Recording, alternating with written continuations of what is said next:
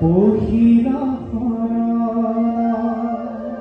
হেৰা মুহূৰ্তে খটাংগে পাইলা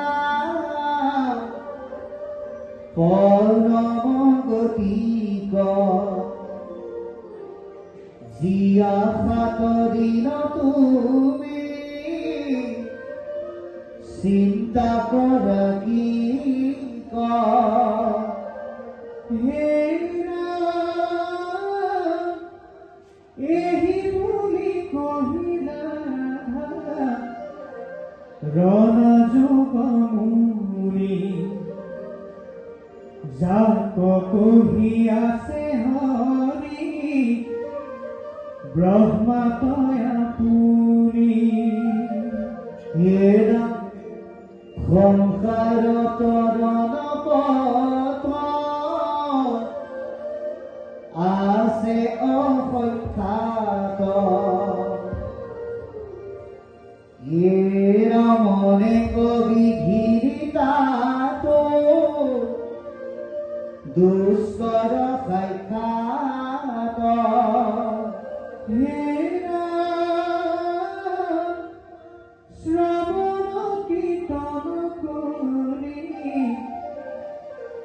কৃষ্ণ কয়া ৰাধে মহামুখ্য সাধে বিধি নবাধে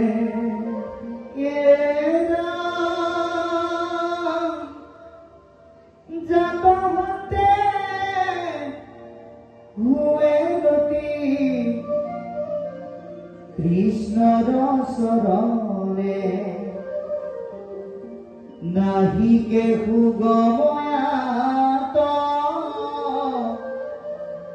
পৰেতি ভুৱনে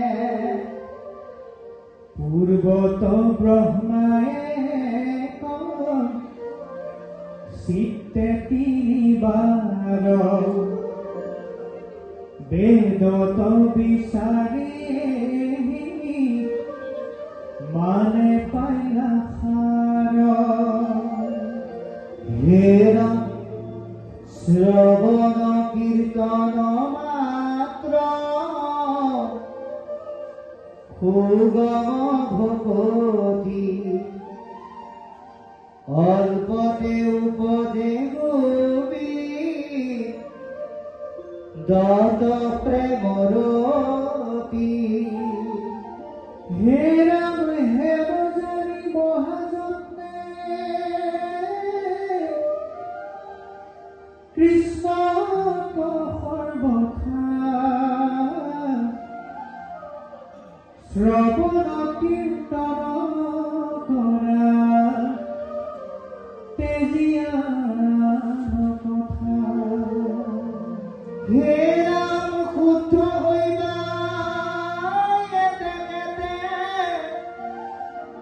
জীৱে মায়া জানে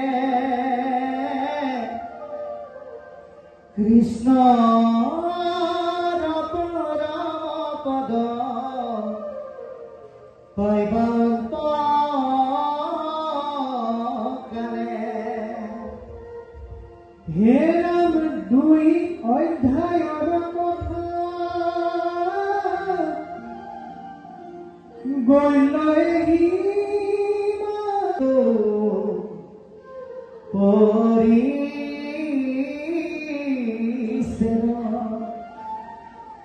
গতিকে জ্ঞান কৰ্ম ভক্তি এই তিনিটা পথৰ ভিতৰত কলিযুগত ভক্তিৰ পথেহে কৰিব পাৰিম। সেইকাৰণে মহাপুৰুষে কৈছে হে ভাৱক ভাই ভজ ভগৱন্ত ভক্তি ভাৱ ভক্তি ভাৱেৰে ভজা। কাৰণ ভজিলে কি হ'ব ভগৱন্ত ভজিয়া পৰম গতি পাবে আৰু নভজিলে ভগৱন্ত নভজি চলয় জন ঠাৱে। গতিকে ভক্তি ভাৱেৰে কেনেকৈ ভজি সেই সম্পৰ্কে আমাক কৈছে যে শ্ৰৱণে কীৰ্তনে মাত্ৰ কৃষ্ণক আৰাধে। ভক্তিটো কেনেকৈ কৰিব লাগিব শ্ৰৱণ আৰু কীৰ্তনৰ যোগেদি।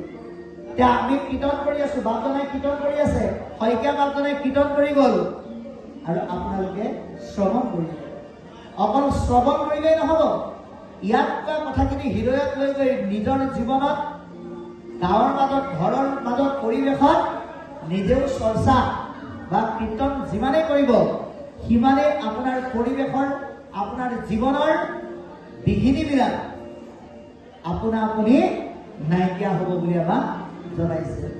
শ্ৰৱণ কীৰ্তন কৰিলে কেৱল আনুষ্ঠানিকতাৰ মাজত নহয়, আপুনি সকলো সময়তে ঈশ্বৰৰ নাম লৈ থাকক, হাতেৰে কাম কৰি থাকক, ভগৱন্তৰ নাম সুন্দৰকৈ লৈ থাকক। ঈশ্বৰে আপোনাক সদা সৰ্বদা কৃপা কৰিব, কাৰণ সেই নামেহে ধৰাব। আপুনি বাস্তৱত প্ৰমাণ চাব। আই এগৰাকীয়ে অন্নমুঠি ৰান্ধিবৰ সময়ত অন্য ঘোষা প্ৰাৰ্থনা নাথাকিলেও এইটোকৈ যদি গাই থাকে, শংকৰামা শিৰোমণি